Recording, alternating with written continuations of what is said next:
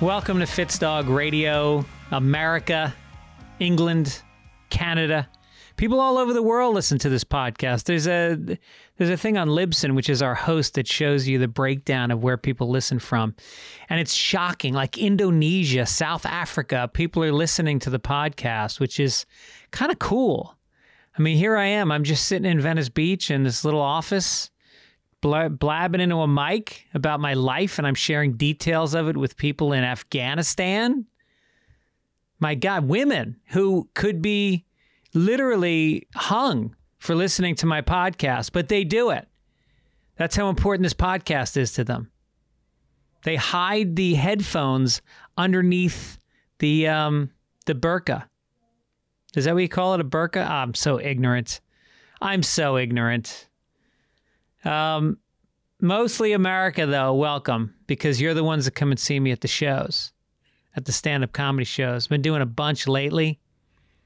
Got a few next week. And tomorrow night, I'm doing 4, banging out 4. Had a crazy week. Do I seem a little out of it right now?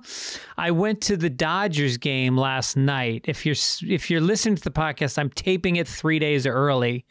So the Dodgers would have played last night. And if you're not following baseball at all, kind of a exciting series with the Dodgers versus the Atlanta Braves.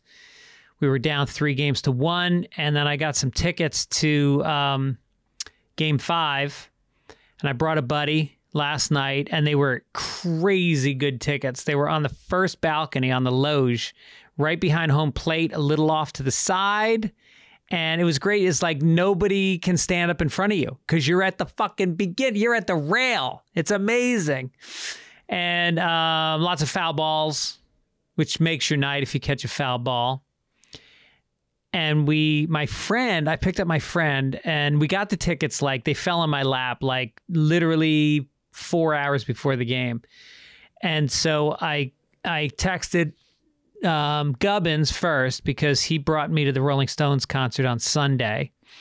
And so I called him first. He couldn't do it. So then I called my other friend, who I won't name, because he came and he showed up with some mushrooms, some psilocybin mushrooms. And so we drove to Dodger Stadium, which took a while. And then we took some mushrooms, and it was the greatest thing in the world because the game was from these seats. You could see the fucking seam on the baseball coming across the plate. You could see the pitches. You could see if it was a high inside fastball, a slider, like you could call it. And then there were 4 home runs, and they were all hit by righties. And so we were sitting, we could see from the contact of the ball to out of the park. We had a direct line behind it. And I didn't take like a lot of mushrooms. It was kind of a micro dose, but enough so that seeing a baseball sail out of a park with 50,000 people screaming their fucking heads off, and it happened 4 times, was pretty amazing, especially since we were down by 2 in the first inning. And so it looked like, oh, this is going to be a giant bummer. And instead it turned into like, and I'm not like a huge baseball fan, but I know baseball pretty well because I was a fan when I was younger, and I hadn't been to Dodger Stadium in probably like 4 or 5 years.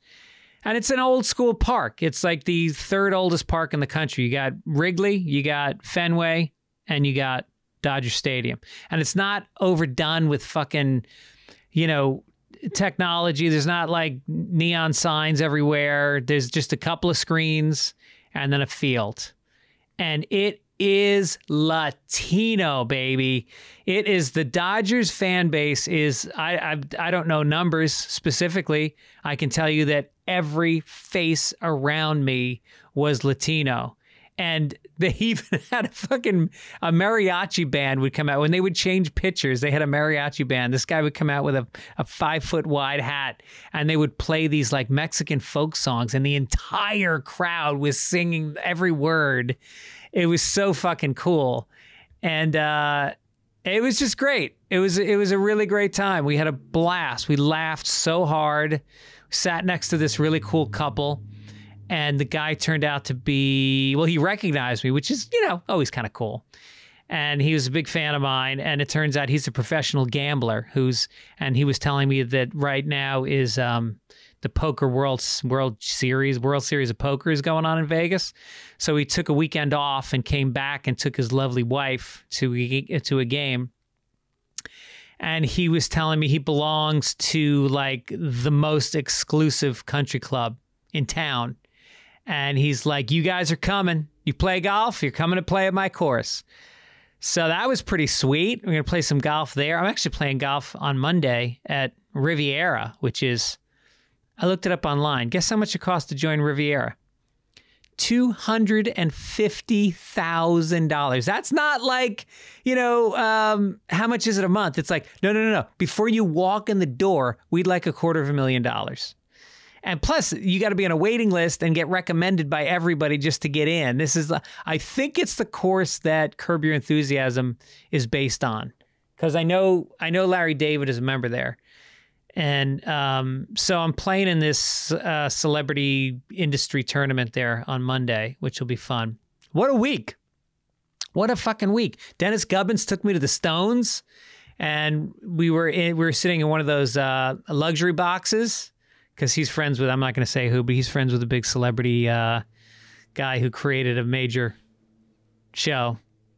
And so this guy has the luxury box in SoFi Stadium, which is the new football stadium, for every single event that happens in the stadium. If he's not in town, it's just an empty luxury box. And so he calls up Gubbins and he's like, hey, man, you want to go? Bring 6 friends. So we just, and it was last minute. I didn't know until that day. And he called me. He's like, hey, man, you want to see someone? I was like, fuck yeah, man. I was going to see them, but the tickets were like $600 each. So I was like, I don't want to see them that bad. And so we went and we just danced, sang every song. Mick Jagger he's 78, and he walks out on that stage, and for 3 hours and 15 minutes, he dances, he sings, he claps, he gets the crowd on their feet. He is the greatest frontman in rock history, and he basically says to the crowd, "Who's old? Who's old, motherfucker?" He doesn't say it, but that's what he's saying. He's like, yeah, keep making jokes about how old I am. I don't give a fuck. 2 hours and 15 minutes of aerobic insanity. And Keith and Ronnie Wood just going back and forth. And the sound system at this new stadium. This stadium is the fucking stadium in the country right now. It's so state of the art. I'd never been there before. 80,000 seats. And the sound system, you can hear... It's such clarity. You could hear the difference between a snare drum hit and a tom-tom hit. You can hear Keith's guitar versus Ron's guitar. You could hear the difference. You could hear the backup singers. There's 2 saxes playing. And I mean, it was such a full sound. My ears were ringing for like 2 days. It was so fucking great. They played all the songs you wanted them to play. Gimme Shelter, Jumpin' Jack Flash. They did not play Brown Sugar, no longer on the set list. They played Beast of Burden, which is one of my personal favorites, which they don't always play, so that was kind of exciting. And Wild Horses, 19th Nervous Breakdown, Can't Always Get What You Want, Paint It Black. Did I say Street Fight Man? I mean, just insane set list. So much fun. And then what else did I do this week? I feel like I've been out every fucking night. I went out, two nights ago, Zach's in town. Zach Gal is in town. So we got together with him and a few other comics. We sat around a fire in his backyard and just sat there from like 7 o'clock until like 2 in the morning, just laughing, telling stories. And then I'm going to see Bond tonight, seeing the Bond movie with my wife and daughter. And then Dennis Gubbins again. I know I'm spending a little too much time with Dennis Gubbins, some would say. And then Fitzgibbon is coming also. And Gibbons. So it's going to be me, my wife, and daughter. And then it's Fitzsimmons, Fitzgibbons, Gibbons, and Gubbins. Yeah. A little too much Irish DNA in that movie theater tonight. Got to do the Sunday papers this weekend with Mike. We got mugs. If you haven't had a chance, go to fitzdog.com or Sunday Papers, motorcycle, or sundaypapers.net. Get yourself a mug for Christmas, for the holidays. Maybe you're Jewish. Maybe you're black and you want a mug for Kwanzaa. Well, my friends, get on that shit. Also, what else? Oh, yeah. I want to talk about therapy. I've been going to therapy, as you know, for about 7 months with the help of my friends from BetterHelp.com, which if you're thinking, look, life is about maintenance. It's about shaving, which I haven't fucking done. It's about showering. It's about cleaning your house. It's about exercising. It's about, doing meditation or mindfulness, all the things we do in this crazy world to try to keep sane. And why not therapy? And I recommend it for anybody. I don't care how well you're doing. You could be doing better. Your relationships could go deeper. Your sense of calm could be better. Your sleep could be better. Your understanding of yourself could be stronger. So BetterHelp is a way of doing it without a lot of the hassles and for a lot cheaper. So they customize online therapy. They offer video, phone, live chat sessions with your therapist. You don't have to see anyone. If you don't want to see them on camera, you can do it without the video. And it is, and they'll get back to you within 48 hours. They'll start talking to your therapist. You fill out a questionnaire. They fit you with the right person. If you don't like them, you can switch. Why invest in anything else if you're not going to invest in your mind? It's everything. The podcast is sponsored by BetterHelp, and FitzDog Radio listeners get 10% off their first month at betterhelp.com/FitzDog. That's BetterHelp.com/FitzDog. Do it. Get mentally healthy, and then email me. Let me know how it's been working for you, because I've gotten a ton of positive feedback from listeners that are using BetterHelp.com.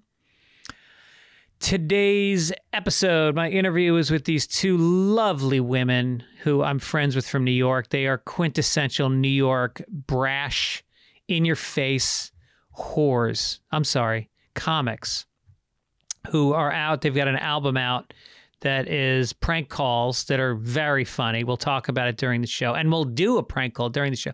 There is no video because they were in Hollywood, so I went in and we recorded at the Comedy Store. They have a podcast studio there, and they don't have the camera set up yet, so we just did it audio. So you won't see them, but just picture two beautiful 10s, and then one of the girls is a 9. So this is it. Jessica Kirson and Rachel Feinstein. They've got this album called The Call Girls. We'll talk about it. Here's my chat with them right here. Enjoy it.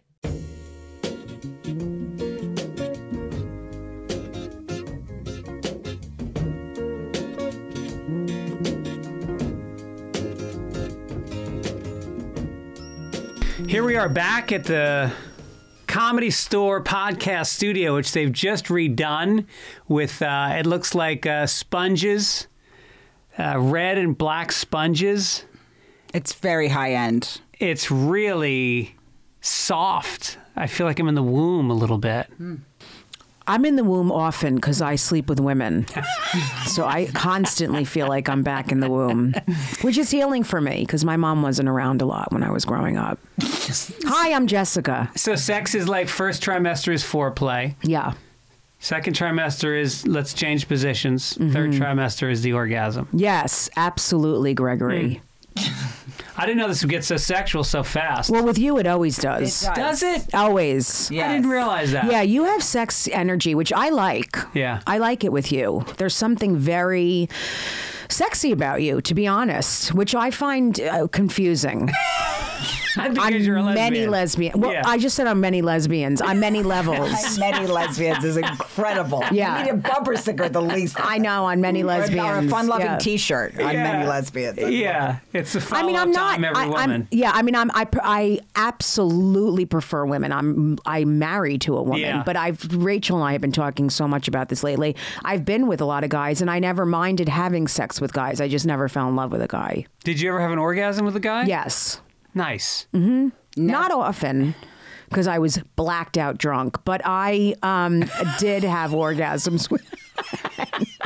She was just saying on the way over here, she was talking to her mom, and she was saying, I could have a great one with that Gregory. Oh, Gregory. Yeah, I said if Gregory would just pound my asshole with sandpaper, I could really squirt all over the Comedy Store padded room. And I said, you know what? You're worth it. Give that to yourself. Yeah, thanks, Give it to Rach. yourself. Thanks And, for thinking about I'm married, me. but I think if it's a lesbian, it doesn't it's count. a free Oh, pass. no, not at all. You don't need to mention it. No. You really don't need to Yeah. mention it. It's not necessary. Do you plan on ever cheating on your spouses, either of you? Absolutely. Could you imagine? Thursday at 2:30. We just did with the Uber driver. We just had a gangbang, Rachel and I. Yes. Tell my audience, who is very excited that you guys are both on, because you've both been on separately on my podcast, just I think Yes. in the last 6 months. Yeah. And you've been on our podcast, And I've Run a been- Train on Me.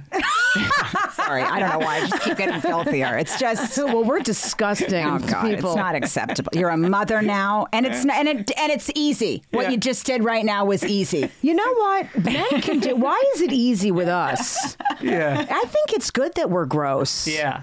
I mean, so many women are uptight. Let Yeah. go. Yeah.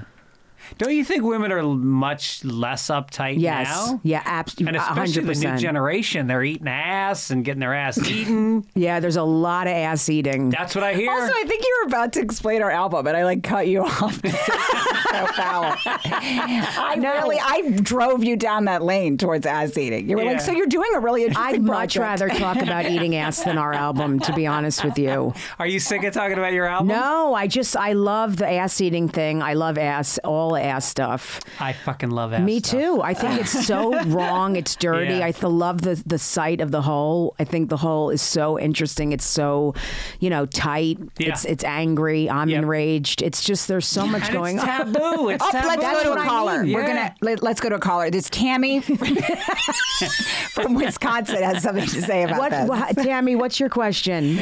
You know, me and my husband, we both love anal. We're a very proud anal couple.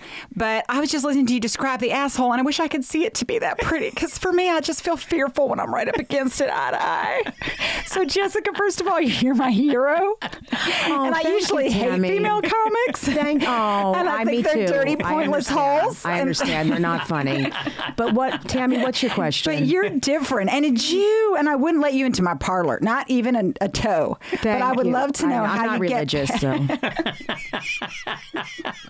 would love to know how you get past that initial when you're looking the asshole right in the eye. Well, listen, Tammy, the best thing to do is put on blinders. You don't want to really see it. You just want to put on dark glasses or a handkerchief or something like that. Randy, did you hear that?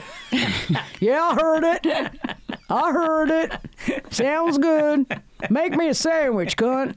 The other one's just gross. I don't like either of them shits, but the second girl, the Rachel girl, she's just gross. By the way, Rachel is halfway into her first glass of wine and already ordered another bottle, so I'm not sure what's going to happen today. That's for our home You where know, we're as staying. a mother, and I start all my sentences that way. As a mother who's away from her kid for how long? Drinking in you a must basement. Be fucking having a blast. I have brought Frankie on every single road trip with my husband. So this is like the first time that I'm like all day. Usually I'm like, what's in her mouth? What's in her mouth? What's in her mouth? Because she just eats anything. And a kid will really make you realize how Yes. foul you are. Eats at. Yes. Eats. I can't believe it just made me say that. I just repaired it without thinking about what I was saying. I had to and, say it. I'm and. sorry. I thought about it for a second and I let it in. I just let it out. I'm sorry. I don't even know what you asked me. So, I mean, are you enjoying not having a mother for the first time? Yes, I mean it's like it's fun, but also it's like I FaceTime her like 9 times a day, and I have like wild levels of guilt, even though I'm away for like 4 days, and she's delighted and fine, and with my husband, and okay. But is he doing full on? He is overnight at the firehouse last night. She spent the night at her aunt's house in Long Island, and they're just a lovely Catholic couple. Their kids just went to, college, and they just like are excited to have her there, and their house is much cleaner. Actually, looking at her on FaceTime there, it makes me realize how truly foul I am. Like, yeah, like they have like a real home. Yeah. You know what I mean? Like a kid will make you realiase how disgusting you are. Because she'll walk in with some item of mine that's so like she'll be eating a bra pad or something, and I'm just like, you are a fucking gross pig, and it needs to end because someone's counting on you now. So fucking get it together. You're a hole in the team. Eating a bra pad. She always finds the same bra pad, and chews on it like it's What's comforting. a bra pad? It's a pad that goes in a bra. Like, if you're going out for a special evening and you want to add extra rack, this is for you, Tammy, because I know you extra rack. Does this go underneath and push up? No, it's not about lifting as much as just added tittage. Oh, so it's when you don't want it sticking out of your cleavage, though. This is when you have like a closed I love that you're shirt. looking at me for an answer. I don't care enough about myself to ever add a pad, but I have big tits. It's What's good your for bra dating. I'm like an udder. I have udders. Let me guess your size. I'm big. You're a 36F. That is a huge compliment. I love you, Greg. I don't know if I shot high or low. That's very sweet of you. Yeah? That's very, very sweet. Thank you. I really appreciate that. You got it. I think at this point, it's a tight on me, but a 38, I would say E. E. Yeah, wow. They're big. Wow. This one's bigger. The left one's much bigger. Yeah, I see that. I try to eat the right one a lot, so we it's give each gone other down. sponge baths back at the house. Yeah, we sponge baths. Oh, God, I'm a true moron. I really am. Jesus Christ. Why does anyone count on me for anything? I don't know. Nothing. I just can't believe you're even checking in with your kid. I pictured when I heard you were here, I was like, she is meeting up with like guys that she's friends with, but that there's like a little chemistry with, and just playing with it, just toying with it a little bit. I'll project so much on a guy if he just puts like a soft hand in the back, like to lead me in through a room or something like that. I'm like, well, he's clearly in love with me, and I'm in love with him too. But yeah, just like a soft, like when I do that on TV too, when I see a man put a hand on a woman's lower back, and I'm like, he loves me, like he loves her in a way that I'll never be loved by a man, you know? Yeah. It's got sadder than I love that it too. just Let's got go to a caller and let's go to a caller.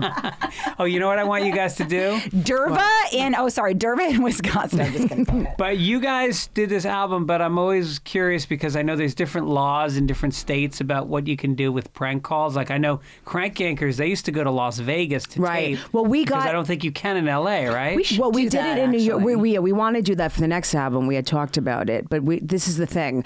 We had to get an okay from everyone we did it with, which was annoying because there were a lot that were so funny that we couldn't use.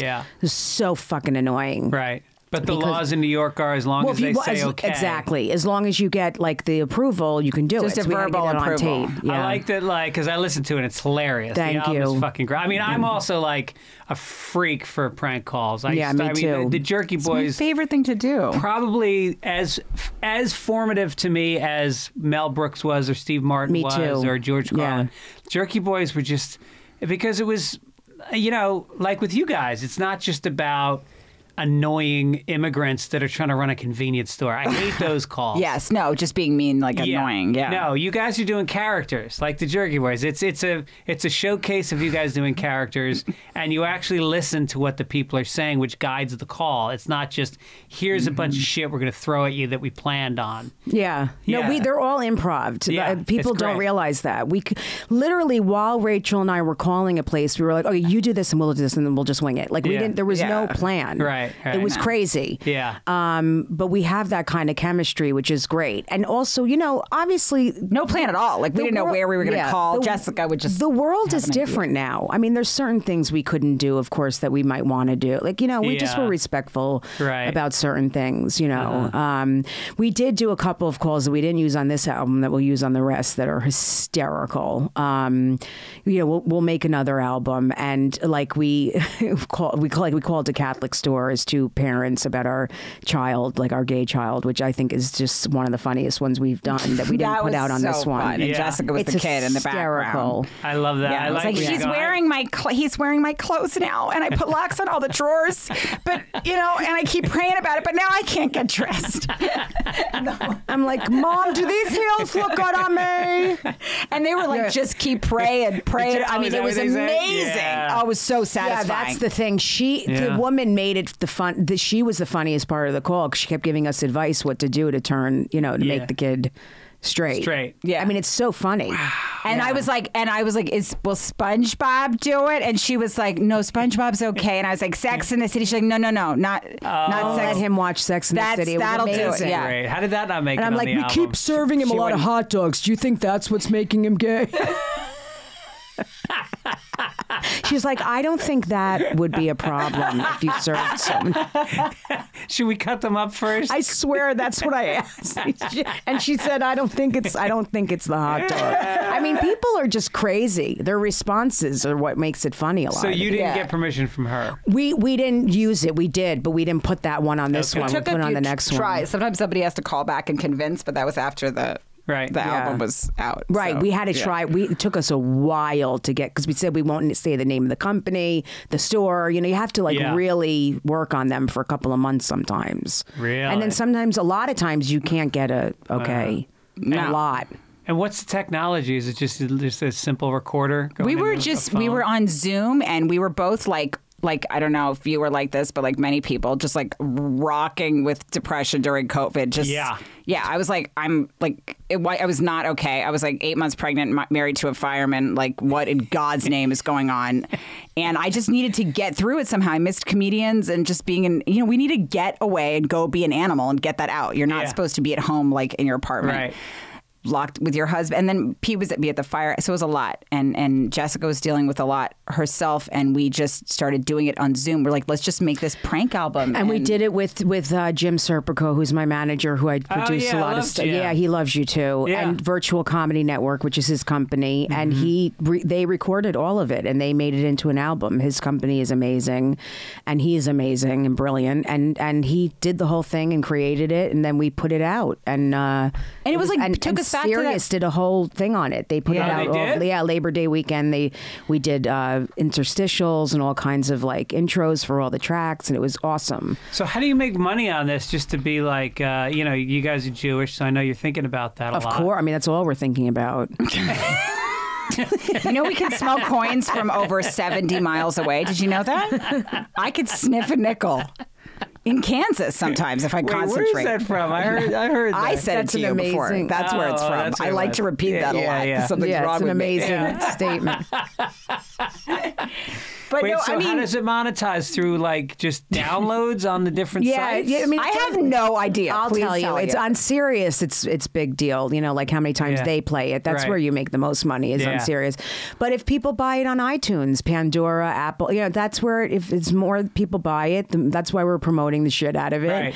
And then also Rachel and I want to make more of them, and also we want to tour with it and do live dates and do live prank calls and maybe even do some kind of TV show with it and do pranks and sketches. I mean, that's what we do. Like Rachel and I are great stand-ups, but we also shine by doing characters. I mean, this is something we've been doing together for years. No one makes me laugh harder than Rachel. That's amazing. So we have this chemistry, and we have dressed up in wigs and done characters together for 20 years. I mean, it's insane. Like, there's videos of us from years ago on YouTube of us wearing these like shitty wigs, just going on the street and doing on the street pranks, like hidden camera pranks as two old women. Yeah. And Jessica will fall anywhere, and I love a fall. Nothing makes me laugh Yeah, I'll more fall than into an feces. absurd fall. Oh, yeah, really? I'm out of my mind. Yeah. She'll do like a rolling fall into like active garbage can. Like she'll knock over 4 garbage cans. She doesn't give a fuck.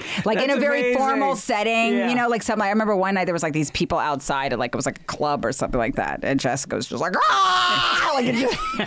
I mean, it is the funniest Send thing. them to you, Greg. They're crazy. Yeah. She fall anywhere. No And- one ever helps me either because I'm not like a 20-year-old hot Yeah, bitch. yeah, right. So people are just like, could you get out of the way? Like it's they Yeah. like kick me out of the way. And she'll like moan and softly weep on the ground. She'll be like, oh, like, I mean, and that's the kind of shit. The thing that I love about it was like, it just took me back to that shit that made me laugh before I ever did stand up, before there was ever like a business or any Yeah. potential rejection from anyone. It was just like, we would prank call strangers Yeah. in high school. And I feel like most comics did it. You know, Oh, a it's lot all of we people did. did it. That's all we did from 8th grade on is make prank Yes. calls. And then when I was in Boston starting out, me and you know Tom Cotter? Yes, yeah. of Me and course.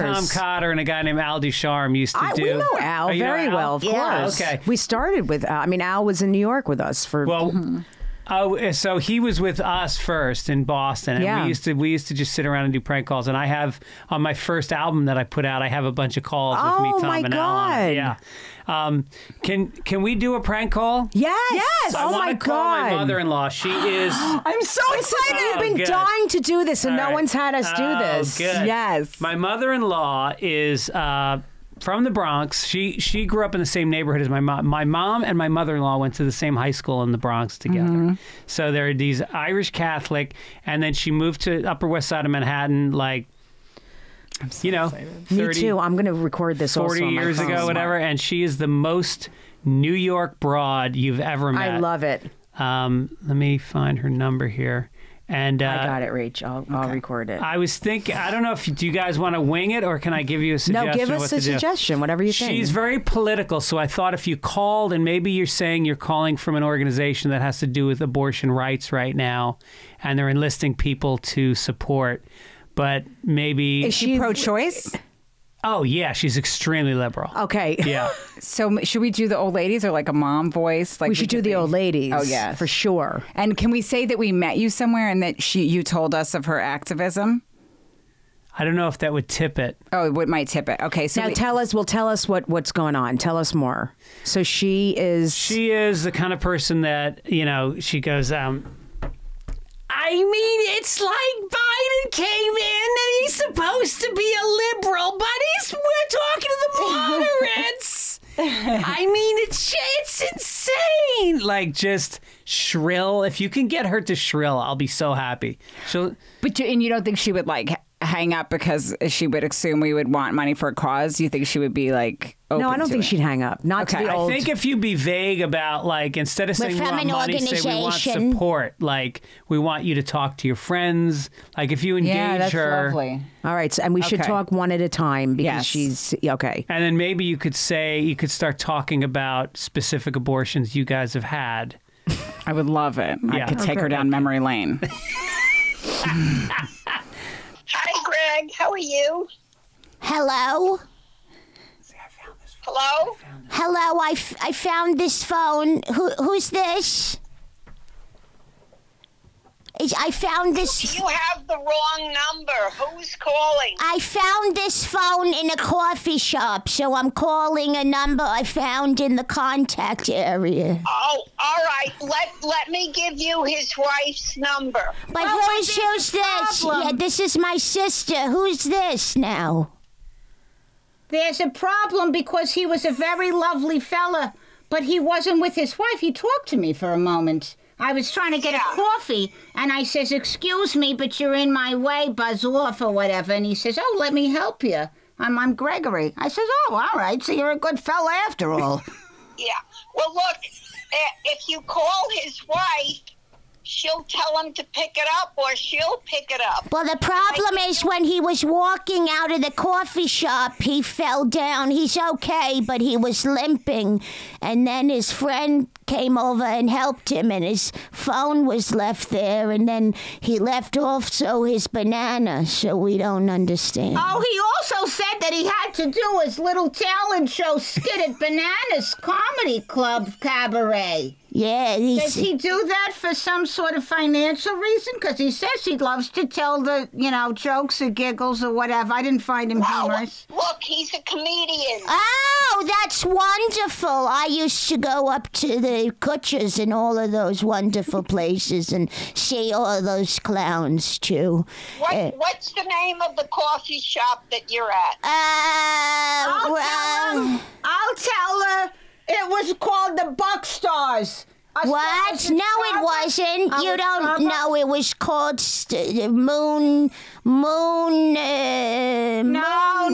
Rams. What? You know what I did notice about the fella though? He was a wonderful looking boy. Oh yes, because in my day, now they have long hair and they wear all sorts of strange pants and trousers. And then they put, really funny things on their faces, like glitter collages. But he was a real man, like John Wayne or something. Not that I was aroused. He was married. He was very upfront about that. He looked at my sticks, though, a little bit. Yeah. I think he may have been attracted to you because when you walked away, he looked at your backside. I saw it. And I said, why is he not looking at me? But I've been eating a lot of carbs, which I promised Norman I wouldn't do. But I've been doing it because of this all these things going on in Texas with the abortion. I think it's terrible. Let women make their own choices and buzz off unless you have a uterus, mister. Exactly. Hello? Yes, I'm here. I think you're putting me on. And are you really interested in returning his phone? Yes, because I already have a phone. My grandson Joshua bought it for me for Hanukkah. Okay. All right. So can I give you his wife's phone number? Sure. Could you say it slowly, please? Because I'm writing it down with my quill. Okay. It's 3. Wait, give a little space there. Just give a little bit of a space there. Okay, 3, 1, 0. Okay, pause and say a prayer because she's still trying to find the darn thing in a pocketbook. She's so slowed down now. She really is a hole in the team. She said 301. I heard her. All right. 310. All right. I finally found a pen. Okay. 310. All right. Gregory is on the right side of those social issues because he was such a lovely man. And I was handing out my flyers. I do what I can. I don't even ask people for a nickel. I just say, read this and consider it. Consider another point of view. And he did. I don't believe a man should have, squat to say about a lady's body. Hold on, I can't hear. There's some kind of background sound. She may be in a disco. What's the next number? 739. Oh, hold on a minute. Okay, 301. No. 397. No, 310. 310. I'm sorry. You're right. You're right. Hey, Virginia, it's Greg. We're playing a prank call on you. I know.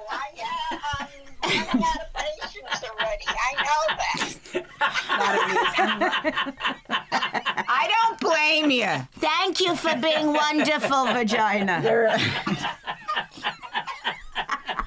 We're doing a podcast, and these are my two friends, and they made a prank call album, so I asked them if they'd prank call you. Oh, okay. Speaking of vagina, I tell you, that Trump fella can keep his paws off mine. He would have it so close. Really obvious.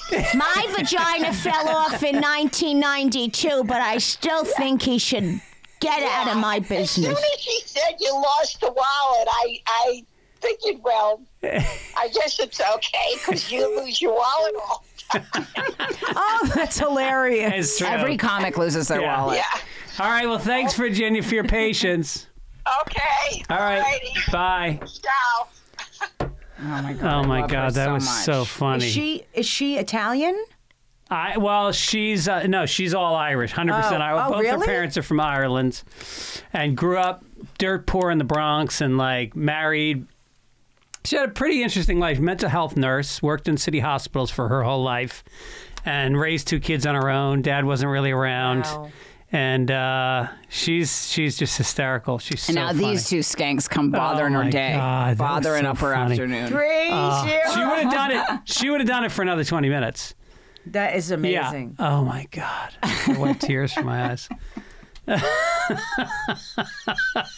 Have you done this to friends and family yourselves? We guess we pranked your mom. We haven't pranked a lot of people. We've pranked some comics. Yeah, some comics. We did, yeah. Yeah. But we should do, I mean, like, there's so many people I want to do, but we had no plan. Jessica would just be like, let's go like this fishing expedition place and you know, the middle of the south. Like, but it was kind of fun that way because we had no idea what we were about to do. Right. Yeah. It's fun when you kind of don't plan it a lot because Yeah. then you just wing it. I Yeah. love that. I love improving shit. Yeah, you find stuff that you wouldn't have. I mean, I just think we all are more creative when the pressure is on. I mean, that's the thing Yes. about the pandemic. You see people that made specials like Bo Burnham or Sam Morril. Like, fuck you. I couldn't think of anything funny for a I feel the year. same way. It was so hard for me to write a joke. Yeah. I had a very hard time creating material, like Yeah. stand-up material. Did you see Sam's special? I didn't. It was so good. It was all rooftop amazing. shows. It was hilarious. Yeah. And then also, but like, then when I did go back up, I would forget stuff. I was like doing my jokes backwards. Yeah. It was not okay. I saw some of it, the rooftop. Yeah. Yeah. I saw some of it, yeah. Did you do any of those rooftop shows? I did. I did a couple and I almost jumped off of each one. I was like, you've been great. Oh boy, I'm about to jump. I did this show with Sam actually at Brooklyn, and we were like, he was like, I know a backyard where we can play. I was like, fair enough, you know. I Ubered over there, and then we get there, and this woman was outside, and she's like, listen, there's a woman with blue hair screaming about the patriarchy, so be careful of her. And I'm like, can we just kick her out? And she's like, it's her yard. And I'm like, That's hysterical, Rachel. It's her yard. by the way, I zoomed in. I was like, fair enough. That's fantastic. Yeah, he would just put out a tweet and he would say, does anybody have a rooftop and a group of friends? If you do, we will come and do a show. And if you were somebody at a rooftop, you would just go like, all right, you had to get like 30 friends or something. There was like a minimum, and then he would show up with How like are you 5 feeling comics. about stand-up now? Like, do you censor yourself? Oh, my God. I mean, it I'm depends on the curious. room. If I'm at Me I was too. just at a casino in Connecticut Me last too. weekend. You were there right after me. Oh, really? Yes. Yeah, and you can fucking say anything Me in too. a place I was like very that. free there. Yeah, but then you come in town and maybe you're doing a gig in Los Feliz at a coffee shop, and all of a Right. sudden, like, you start rethinking your choices a little bit. That's how I am. I Yeah. kind of work it out where I am. Yeah. You know, I feel like that's what I need to do personally. And I'm not going to silence myself everywhere. I'm just not doing it. I can't. First of all, I've said so many things that could be considered wrong by certain people. I mean, they're like... the things that people get upset about now, you could talk about feta cheese and it could offend someone. Like, yeah. it's so crazy what some Right. people are getting upset about. Well, it's funny because when you did an episode of Crashing that I wrote, and so we got to go down to South Carolina together, and Charleston, South Carolina, and we talked a lot going into when I was writing the script. We were talking about what you talk about on say exactly this, and you talked about how there's rooms where you're out and there's rooms where you don't bring it up. Yeah, I don't bring it up. Absolutely don't bring it up on like corporate shows or Orthodox. No way on an Orthodox show or. Right.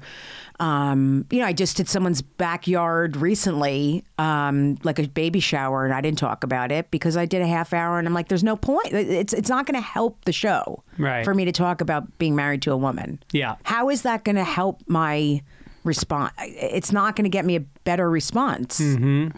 If anything, it's going to put people in their heads. Not that they're going to judge me, but it's going to make them focus on that psychologically in their head. Does that make sense? Yeah. Well, how is that different than doing a spot at the Cellar where you do talk about it? Because there, it's like they're hearing about all different things. It's a stand-up vibe. They're drinking. It's nighttime. It's like, so I kind of just, decide what I'm going to talk about wherever I am. I do feel like, in the Village, like they don't give a fuck. And somebody's like, that's not even a thing. It's not like, oh, she lives with a woman. That's not like, it's, so I think what? they want that. I think you go to a show in the Yeah, they Village, want, and they want like a variety of perspectives and lifestyles and thoughts. And you don't have to feel, I mean, I would imagine. In a city, they don't give a shit. Like I just did Boston.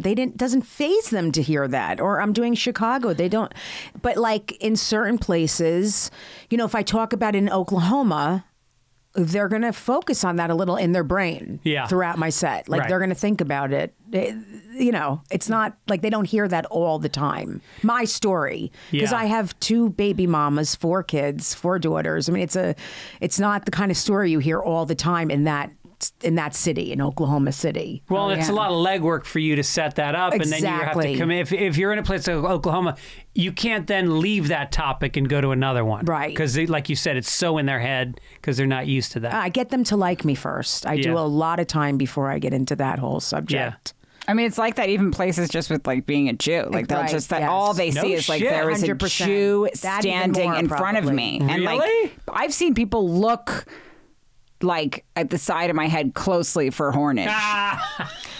Hornage is great. And by the way, I think it's more so about being a Jew than me being gay. I can honestly say that. Yeah. And then in you got those a woman places, on top of that. right.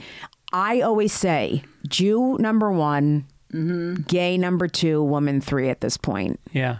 Jew is always the biggest. When I'm in some places in the South, right? Yes. Oh my God. Or like the Midwest, with certain places, the most confusing thing to the crowds is being Jewish for me. Has never occurred to me that was a thing. There's so many places you go in the like people like wildly hate Jews, but they think we're up to things like really hilarious, very specific things that we're meeting and plotting. Or they've never met one. They've never met one, or are friends with one, or they know one Jew they've known, or they watch Seinfeld. Like they don't know us. They think we're like, and they think that we're all like Hasidic Jew. Like they don't understand there's different like even on Seinfeld, they didn't even make George Jewish. He was Costanza. They made him Italian. Yeah. They didn't think people Isn't could that handle interesting? It. Yeah. I mean, like people, I should have changed my name to O. Feinstein early on. Yeah. Then I'd be a real sensation. Well, what's your husband's name?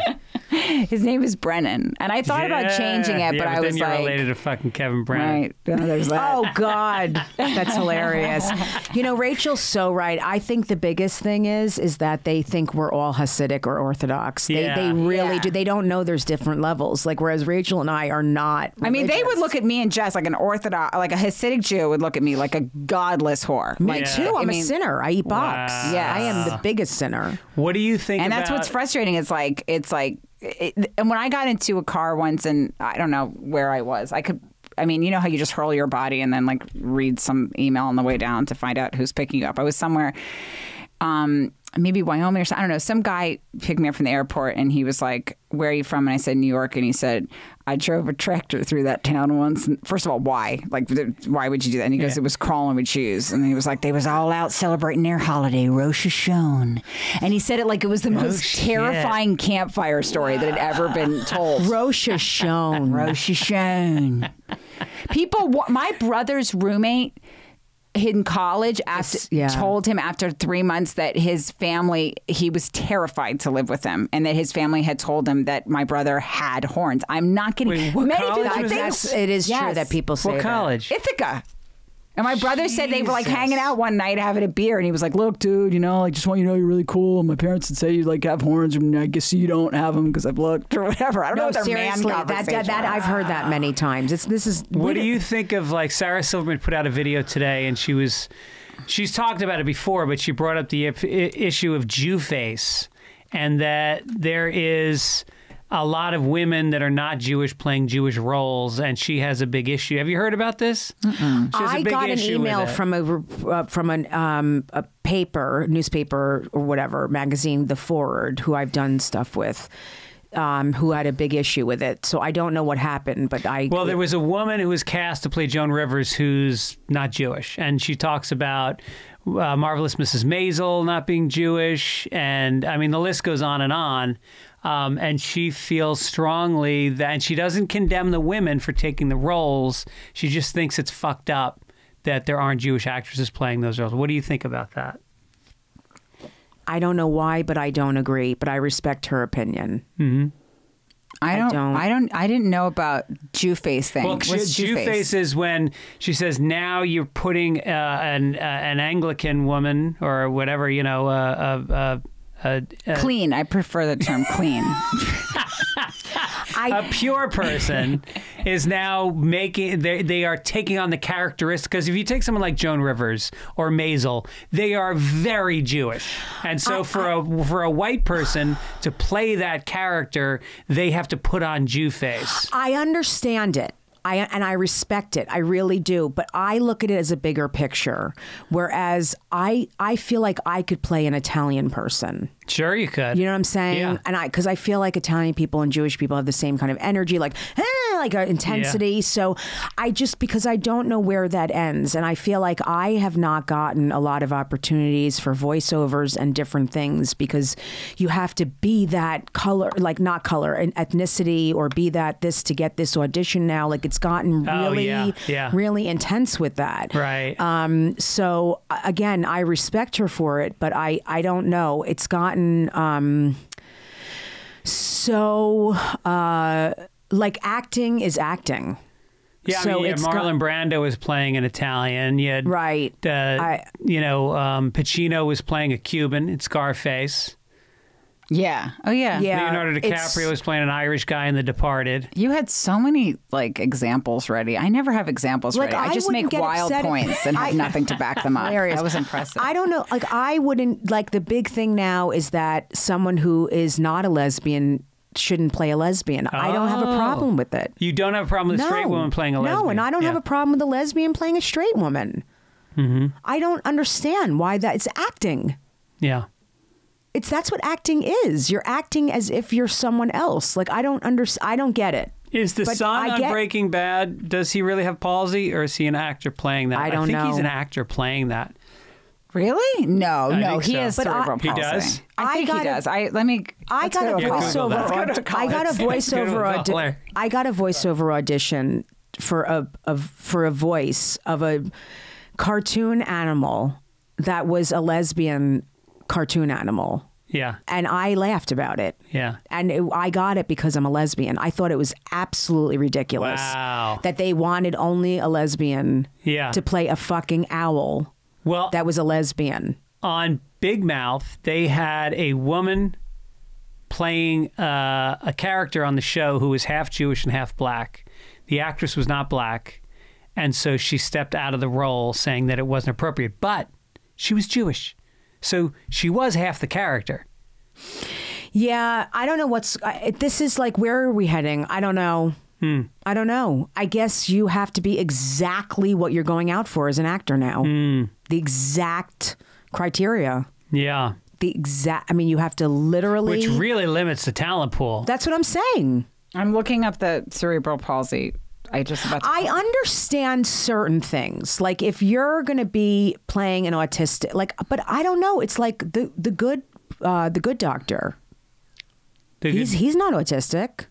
The guy that plays that role. I don't think I've seen it. Oh, he's a very autistic, plays a doctor who's very autistic. Oh, really? Yeah. Wow. Rachel, do you know, I hope I'm saying the right thing right now. Yeah, he is. He does have cerebral palsy. Sorry. Oh, he does? Yes. Oh, wow. Yes. I was going to say, because he's really good at playing it. Yeah. Oh, my God. Why did you think he did it, Greg? Because I almost sometimes I was just like, oh, he's putting on airs. He's all wobbly. I think there's an autistic kid in a movie called, I think it's called Peanut Butter Falcon or something. Did you hear? It was a big movie. It came out a couple years ago, and it was a big deal for that community, people with intellectual disabilities, to have somebody who was not mild, but pretty severely What's the word? I don't never know. want to say I'm the not- wrong I word. know. Disabled? You just look so You say frightened. disabled? Like there was true fear in your eyes. You're going to get Like, shot in the head if you say the wrong thing. Well, because I work with Best Buddies, which is Yeah. a group for Oh, that's intellectual great. That's a disabilities. great I do a lot of work with them, and organization. so I especially don't want to be the person that says the wrong thing. That's so funny. They all get ambassador for them. You're like, that guy's not a real palsy. But Well, then, I mean, the palsy is not what Best Buddies is. Oh, okay, Best Buddies is intellectual disabilities, not physical. I'm saying that thing about Sarah, and the more I think about it is, I do think like, you know, someone who's disabled should, I do think it would be great to give that role to someone who really is disabled. Like Yes. there are levels, and I do have different opinions about different things. That's what I mean. Like I hate being like, not you asking me a question, but I feel like I have different opinions about different things. That's why it's confusing when we right. get asked that question. Like I Yeah. feel like I got like weirdly quiet and cowardly, but I'm like I have to think about that for a second, and then I don't want and then I just feel like whatever your answer is suddenly frozen and Well, framed. that's the thing about the I don't think world you would of frame it, but podcasting. somebody else might, and that's troubling and hard. But yeah. like you look at people 'Cause like there's not room to process things and think about them and Yeah. just talk. Like I feel like it would be more interesting sometimes to listen to different people from, you know, talk through something Yeah. than one person have a stand. Like sometimes I feel like Well, also, you could have an opinion about that one thing, and then I could say, like, it would be great to have, you know, an Iranian person play an Iranian role. Like, I have different opinions about it, about what the role, each specific thing. Yeah. Like with the Jewish thing, I would say I think it's okay if an Italian person played that, you know, Yep. Joan Rivers or something.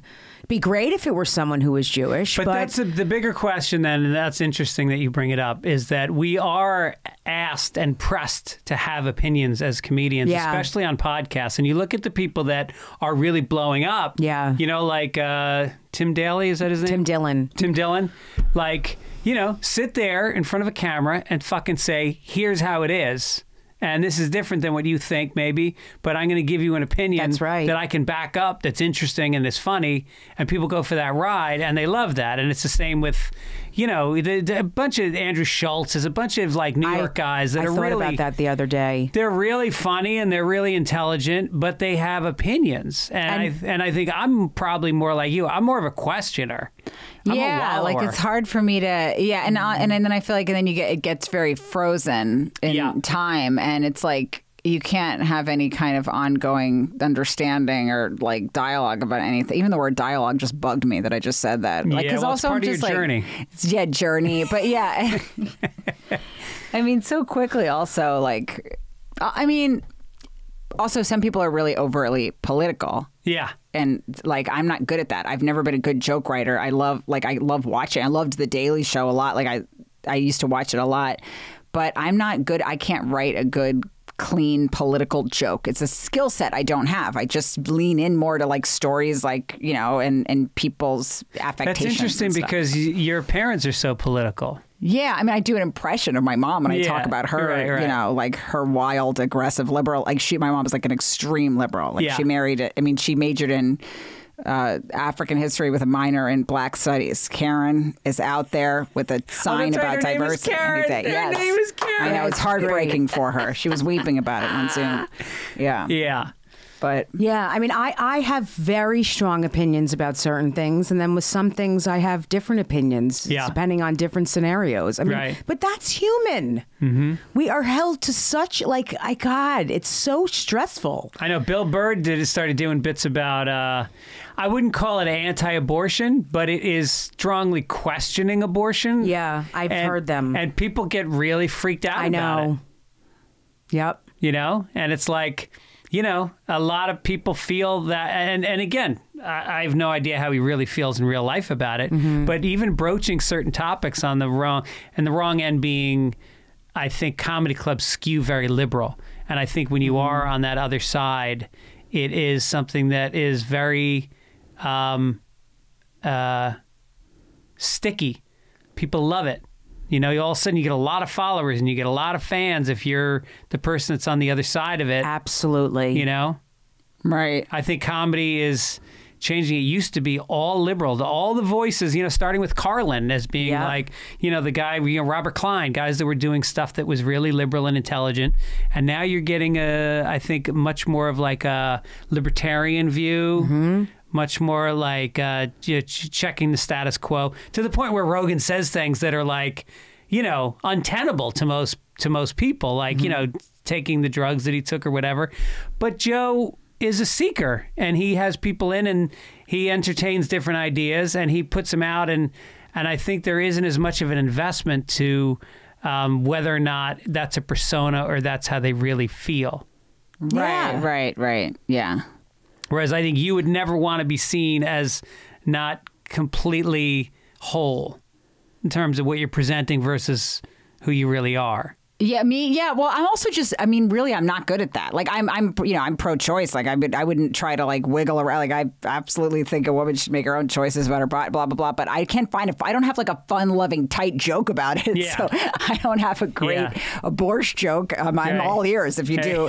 And that's not my style of comedy. It's not really like, I mean, I like to talk, but my mom is a character, and that's what always interested me. That's why I love to watch Jessica, because she can make it a complete, to me, people's word choices. Like, you said something in the room the other day, because this morning we were doing videos of people complaining about our show. Like, we'll just be like, I didn't think that the girl with the skirt on was humorous at all. And she was angry. We always do that. So we'll just sit around and just kind of complain about our sets, like we were leaving the comedy club, and you'll just use a word that makes me, and that stuff to me is so much more engaging sometimes. I very much think I think that, but I don't have a good joke about it. I can't write a clean monologue style joke about a political. But I don't think you'd want to anyway. Rachel and I stay away from politics. We both, I think, I don't want to speak for you, but I think we both kind of don't want to go there. What's the point? Like, it's kind of oversaturated. Yeah. Well, it is, and it's not always comedy. A lot of times it's very point of view. It's very, kind of echo chambery at a certain point. You're not really, you're preaching to the converted, depending on what following you've built up. Yeah. And there's not a lot of punchlines to it, but it's people there's young men that are straight white men that are feeling like the world is moving in a certain direction right now that's not taking them along with it. Yeah. And they want to hear anger against that. Mm-hmm. Yeah. And I'm one of those motherfuckers. Yeah. Yeah. It is hard as a straight white man to feel that pull and to say, I am a supporter of it and I believe in it, and my phone's not ringing. I'm not getting jobs. I understand that. But I also feel like I got jobs for fucking 30 years ahead of women, ahead of gays, ahead of people of color. And now, all right, so maybe I'm going to have a couple years where we're going to tighten up the belt a little bit. That's fine. I hear that from a lot of guys, and I think that's amazing. Yeah. I hear exactly what you just said from a lot of comics that I'm friends with. Yeah. It's literally what you just said. And I think that's true. I also feel for the people like you that really are supportive of so many things, like human rights, and you're humanitarians and good people. And, a lot of times certain groups, certain people will just think you're all evil and bad and just horrible fucking people. And you're not. You're amazing people. I mean, Rachel and I are friends with all of you. We know who you are and what you stand for. So to group you together and just put you in that category of being evil white men is just crazy. Well, I think that's what social media is trying to do. That's what I meant about a conversation. It's also not helpful. It's just not. It's not like, it's more interesting to me to listen to a really complicated, not a delicate conversation, but just like a funny, real, honest one. But you don't really do that. So I'd rather just tell stories about, other weird shit that happens, Do you feel like hanging out at the Comedy Store that there's a vibe there that is, because it always was. I haven't been around there. You mean a the lot. Cellar? What did I say? The store. Oh, I meant the Cellar. Yeah. Because there used to be that tough crowd vibe where there was people on the right and there were comedians on the left and there was a real discourse that was happening. Is that still happening? No. The people on the right are not vocal at the Comedy Cellar. Mm-hmm. It's more of a liberal vibe, I think. Yeah. I mean, there are people on the right. The Nick DiPaolos have moved on. No, they're not speaking up at the Comedy Cellar at the table. That is not happening at all. But I also feel like there's different attitudes you get from different guys too. There's different, and I feel like I shouldn't be, but there's definitely moments where I feel like conscious about how I'm being interpreted. Like some guys have a real chip where, and then other guys are like lovely and fun and don't give a shit. But there's sometimes. What do you mean, that you're a woman comic? Not even just like a woman comic, but like there is certain guys that feel something was really stolen from them. Yes. And I'm like, I don't have it. Like, check my pockets. That's so true, Rachel. And so that kind of like weird kind of simmering hostility, like sometimes I'm met with, and I think also I grew up a little bit to be like, just want to be, I have that desire, like all comics, like I want to be liked and understood. And so, but I don't get that vibe from you. You don't have that thing where like, I know you don't think that I have anything in my pocket that's yours. Yeah. Well, I love that they think that we're getting so much because we're really still in the same shape, Rachel and I. I mean, it's like they do have some, not a lot, but there's a small group of guys that do seem very wounded and angry about Keith it. Robinson, and he's black. And I think they think that we're like getting all these opportunities, and it's not. So you don't feel like there's been more opportunities in the last 5 years? I've had to create not a ton. I don't think, Rachel, I personally have had a ton of opportunities in the past 5 years. What major things have, I do think Crashing, there's some. I think that Crashing was very much trying to show other viewpoints. Absolutely. And Like I said, there's been some things for sure. I've also been doing it. I'm going to my 23rd year, so I would hope that that's part of it too, right. that I'm in my, you know. Absolutely. But yes, I think, I've gotten more headlining stuff. But you're justifying that by having people show up and watch you do comedy. Yeah, right. we worked our asses off. And not to mention, like, a lot of places, I do think certain attitudes have become less wildly hurtful and offensive. But it used to be like when I'd show up at a club, they'd be like, we just had a woman on, we can't put you up. Like, and they would say that to your face, like, as if it was redundant to have two women back to back. Yeah. They'd be like, oh, we would put you on the show, but we have a woman on the show. For men and women. Like, women would be like, oh, sorry, we already have a woman on the show. Like, it was considered literally redundant to have two totally different. I can't wait till I'm just a comic and I'm not a female comic, or like constantly, like if you do press on the road, they'll be like, what do you have to say to the people out there that say that women aren't fun? I'm like, I don't know. It's like debating whether like Jews can hear or something. Like, it's so stupid. I don't even know how to approach it. Right. It's like saying like we wouldn't be able to like I don't know, sniff things or like like it's so wildly hilariously offensive that I wouldn't be like that a woman couldn't tell a joke or something. I don't even understand it. But they'll still be like, what do you want to say to, and they'll read you a quote from some guy that's like, yeah, broad stink or whatever, and I read enough of those quotes on YouTube. Some guy named Mr. Twat Waffles saying I suck, and yes, that's Twat Waffle. Twat Waffle? Yes, Mr. Twat Waffles. Yeah. But I mean, there's so many people and there's people that are furious at me because there's certain they're like, a lot of my friends, and Jessica too, like most of my best friends, or like half of my close friends are like female and male comics. You know? So it's like, like Sam Morril or like you or Jessica that are just comics and we're just people and that's it. And they're my favorite people in the world. They're the funniest and most delightful people in the world. But then there are certain people that like the people under some of my like videos, they'll just be like, women stay, or there's still people out there, and there's still people that when I get to a club or get on stage that I'm suddenly, they'll intro me like, we got a lady coming up. Like it's a wacky experiment. Right. And I do think there's been less of that, but it's like, I'm still working, it's still just out there working like everybody else. And I can't wait till I'm not on every morning radio show and they don't ask me the first thing is like, so you got a badge and you're doing your job. I'm just like, ugh. It's like, think about your interview just for 5 minutes before you start amazing. it. So you don't say something like that. Yeah.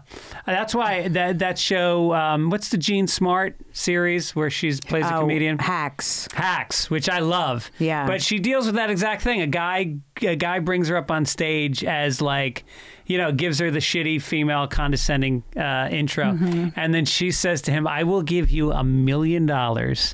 Because she's wealthy beyond belief. She's Joan Rivers, basically. Yeah. I'll give you $1 million if you never do comedy again. And he laughs, and the crowd laughs, and it's played by I'm forgetting his name. Anyway, you know him. And he debates it, and then he finally agrees, and he quits comedy for $1 million. So there's That one is less guy like that out there. Yeah, hysterical. it's such a fucking funny idea. Yes, that guy, like sometimes he'll be hosting and the guy at the end of the show, this happened to me once in Vegas, and he went back up and I did a bunch of jokes about my family and my life and some jokes about some discomfort around like a hooking up situation I had.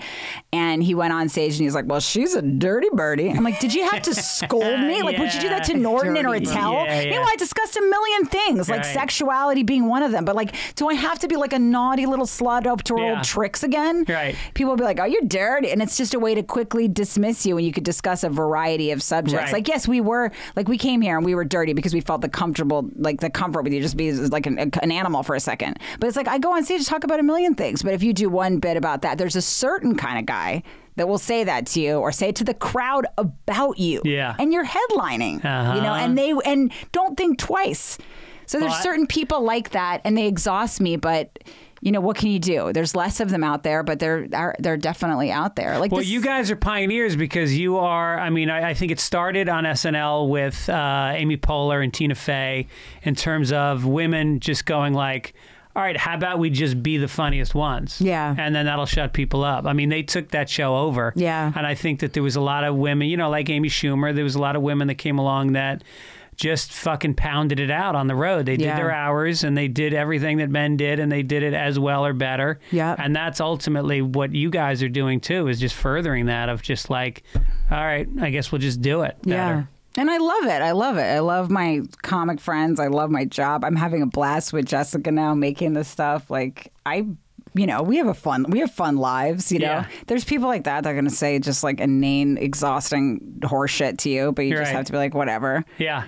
And they're double stand. Like right now, Jessica's a mom of 4 daughters, and it's like I bring Frank, my daughter, on the road with me everywhere. My husband, because he's a firefighter, can like switch shifts and come with us, and we work it out. But like this week, for the first time, I'm away from her for like 3-4 days. And people will be like, "What's she do? What is she okay?" Like, Yeah. But it's like if he was a guy on the road, you That's wouldn't so ask him true. where Right, his right. daughter was, you know. And I do have like wild guilt even when I'm away from her for 2 days, like most mothers. But it's like there, and so that's been another nice thing about Jessica. She helped me so much, like, you know, figure out being a comic and a mother and like figuring out all that stuff. That, Yeah. you know. And I've gotten to the point where I really don't care anymore what people say, and I don't read shit, and I just don't care. You know that. You get to a point where you just don't care anymore. I have not been on Reddit in 12 years. I have never been on Reddit. Yeah. I'm not going to read. I don't read Twitter. Like I don't read YouTube comments. I used to torture myself. So you just put your content out and I let don't it go. care anymore. Yeah, I don't. Because you put out a fair amount of I content. do, and I just can't care. And it's like, who cares what these people think? But don't you have to reply to people? I mean, that's a big part of social media is you put it out and then you interact. At this point in I do reply a little, but I can't reply a lot right now. I've gone through so much in the past couple of years. Like, you know, during COVID, a month in, my father passed from cancer. I've had my stepsister passed away. My stepfather passed away. Yeah. My daughter has, not to bring up that this is real life shit. You know, my 5.5-year-old has had 3 open heart surgeries and a stent. She has heart disease. I can't afford emotionally and spiritually to read comments on fucking social media. Right. I can't. So for a little while, I can't respond and I can't read dumb comments about how I should die and how I'm not funny. Like, I just have to put the content out and keep plugging away and getting funnier and getting better and getting more work and trying to raise, like, you know, provide for my children. That's 4 all. daughters. She has 4 daughters. That's my focus. You know what I mean? I can't, it's not, I don't care. Like, might not be able to respond to Joe in Dallas, but I have to like pay my bills. And what's his name? Waffle Pussy? Mr. Twat Waffle. is Mr. Twat amazing. Waffle. Waffle Pussy. He made a comment about me like 12 years ago. Came to Waffle Pussy. Mr. Twat Waffle. Well, maybe that one's still available then. He got Twat Waffle, but I'm going to get Waffle Pussy's Waffle great. Pussy. Waffle Pussy would be good for you. And maybe Yeah. a date after it, like 76 or something. I Yeah. see that for you. I put some syrup on that Waffle Pussy. There's also some people that stick up for me because Mr. Twat Waffles will lash out. And then some Yeah. other guy, Muff Eater 69, will be like, lay off. She's funny. So there's guys out there sticking up for us, too. But, you know, Yeah, it is funny. They all think that because we're comedians that that's that's the way they're supposed to engage with us, is to roast us. And it's like, no, not at all. I don't enjoy that. No. I don't think you're funny enough to pull it off, and it ultimately can kind of hurt It's sometimes. never funny. Yeah. Yeah, they'll like just kind of give you like, I'll get a real hard kind of almost overly hostile pound after show, like good shit, and then it'll be like, ha, got you there, or like I'm like, well, you know what? Yeah, oh God. I'm gonna go back to like a La Quinta and lay on my stomach and stuff macaroni cheese in my face and maybe like weep a little bit. Can you give me just how about say good show? Yeah, right. You know, or I get women sometimes that will put their arm around. I had a woman fucking stick her tongue in my ear while somebody was taking a photo, and it's like, now my wife's gonna look at social media and there's a fucking woman who's I'm in St. Louis and there's a fucking tongue in my ear. I don't need that shit. Not to mention my asshole. Like, women will put their tongues in my asshole when I'm on the road. Well, that's not your fault. I mean, no you gotta photos, stop but I know it Yeah, but you happens. have to stop putting peanut butter down there. That's I mean, it. It's really, you're asking for it. if you keep putting snacks in your butt, Gregory, the people will flock to it. I used to hungry put women. yodels down there, and I was like, Jessica, you're making this happen. This is your fault. You can only fit so many items in your asshole, and it was Emily Dickinson that first said that. One of your prank calls, you were talking to a woman at a sex shop, and you say, "What's the biggest thing you've had in your asshole?" And she said, "A baseball bat." Yeah. And I really Which is thought pretty small, You guys to be honest with you you. could have hung out on that a little bit longer. Yeah, I think You we could were have both explored shocked by that one. That took me a while to. I'm still processing. Yeah. That will haunt me for some time. I'm still jerking off to that one, to be honest with you. All right, well, listen, I can't tell people enough. Check out the album. The album is called The Call Girls. It's available on SiriusXM, Spotify, Amazon Music, Google Play, Apple Music, Pandora, and more. Produced by Jim Serpico's company.